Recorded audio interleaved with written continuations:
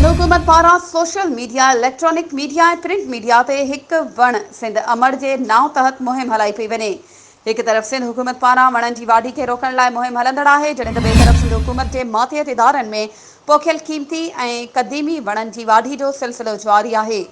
Rural health centre Uderolal station में boundary wall खे तामीर करण जे बहाने बीठल क़ीमती वणनि खे वठण जो सिलसिलो जारी आहे। जॾहिं त अहिड़े अमल ख़िलाफ़ टाउन कमेटी उॾेरोलाल स्टेशन जे काउंसलर प्रेमचंद ऐं सियासी समाजी धुरिन रूरल हेल्थ उॾेरोलाल स्टेशन जे MS इक़बाल ख्वाजा सां मुलाक़ात कई। तंहिं पिणु वणनि जे वठिजण बाबति बेख़बरी जो इक़रार कंदे चयो त हुनखे का बि ख़बर नाहे ऐं वेतर सियासी समाजी धुरिन ते ॾमिड़जी पियो।